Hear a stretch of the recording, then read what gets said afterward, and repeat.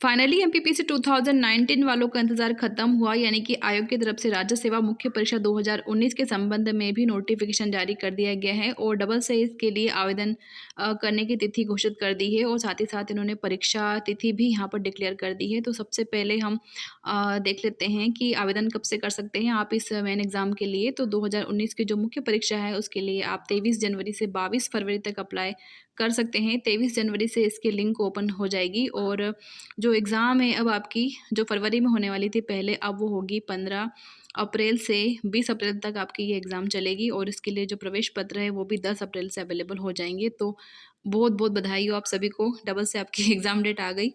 और आगे चलते हैं, अब किन किन का मेंस होने वाला है ये हम जान लेते हैं। तो देखिए सबका मेंस नहीं होने वाला है, यानी कि रिमेंस अब नहीं होगा, अब केवल एडिशनल मेंस ही होगा। और यहाँ पर इन्होंने स्पष्ट कर दिया है आयोग ने कि केवल नवीन सफल अभ्यर्थियों हेतु राज्य सेवा मुख्य परीक्षा 2019 का आयोजन किया जाएगा अप्रैल में। और इसके लिए जो एग्ज़ाम सेंटर है वो इंदौर, भोपाल, ग्वालियर, जबलपुर, सागर, शहडोल, छिंदवाड़ा, रतलाम, सतना तथा बड़वानी सहित कुल 10 जिलों को बनाया जाएगा। अब हम देख लेते हैं कौन सा पेपर कब होने वाला है। तो 15 अप्रैल को आपका होगा सामान्य अध्ययन फर्स्ट का, 16 अप्रैल को होगा सामान्य अध्ययन 2 का, 17 अप्रैल को होगा सामान्य अध्ययन 3 का, 18 अप्रैल को सामान्य अध्ययन 4 और 19 अप्रैल को सामान्य हिंदी का। इन पांचों की जो टाइमिंग रहेगी वो है 10 से 1 बजे तक की। और जो लास्ट पेपर है आपका 20 अप्रैल को वो है हिंदी निबंध लेखन का। और चूँकि ये इसकी जो टाइम रहता है इसके लिए 2 घंटे का समय मिलता है, इसलिए इसकी टाइमिंग रहेगी 10 से 12 बजे तक। इस संदर्भ में पुनः राज्य सेवा परीक्षा 2019 का पुनरीक्षित परिणाम यथाशीघ्र घोषित किया जाएगा, जिसमें उन नवीन अहर अभ्यर्थियों की जानकारी दी जाएगी जिसके लिए उक्त मुख्य परीक्षा का आयोजन किया जा रहा है। यानी कि यहाँ पर एक बहुत ही इंपॉर्टेंट चीज़ बताई है इन्होंने कि आपका जो रिजल्ट है वो डबल से जारी किया जाएगा और जिसमें सिर्फ उन्हीं स्टूडेंट्स के नाम शामिल होंगे जिन्हें कि एडिशनल मेंस देना है। क्योंकि जो पहले रिजल्ट जारी हुआ था उसमें सभी का नाम डाल दिया था, यानी कि जो पास जो मुख्य एग्ज़ाम लिख चुके थे उनके भी नाम शामिल थे। तो अब एक लिस्ट जारी की जाएगी, एक परिणाम फिर से जारी होगा जिसमें सिर्फ एडिशनल मेंस देने वाले स्टूडेंट्स के नाम शामिल होंगे। तो अभ्यर्थी इस हेतु आयोग की वेबसाइट का नियमित अवलोकन करें, या तो फिर आप मेरे चैनल को भी सब्सक्राइब कर सकते हैं ताकि जैसे ही कोई नोटिफिकेशन आता है इस संबंध में, जब भी आपका ये परिणाम जारी होगा तो उसकी सूचना आपको तुरंत मिल जाएगी।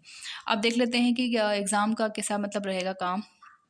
तो राज्य सेवा मुख्य परीक्षा 2019 जो है वो प्रश्नोत्तर पुस्तिका यानी कि स्ट्रक्चर्ड आंसर कॉपी, यानी कि जो क्वेश्चन आंसर बुकलेट होती है उसके माध्यम से आयोजित की जाएगी। यानी कि अब आपको एग्ज़ाम में लिखने के लिए प्रॉपर स्पेस दिया जाएगा, उसी में आपको अपना आंसर लिखना है और इसके लिए आपको कॉपी दे दी जाएगी वहाँ पर।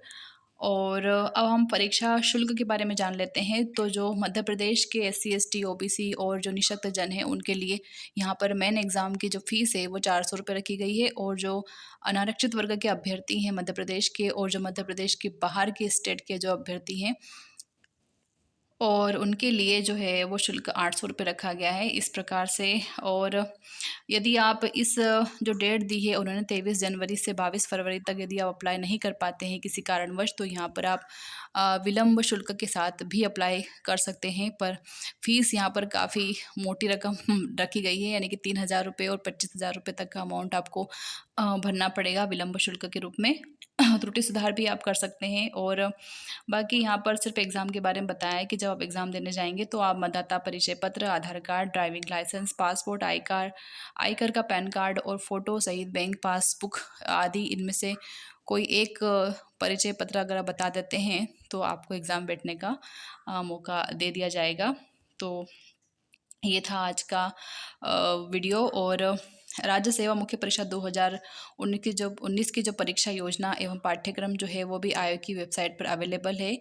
और जो पाठ्यक्रम है वो जो 2019 का जो पहले वाला जो सिलेबस था उसी के अकॉर्डिंग आपका ये मेंस लिया जाएगा।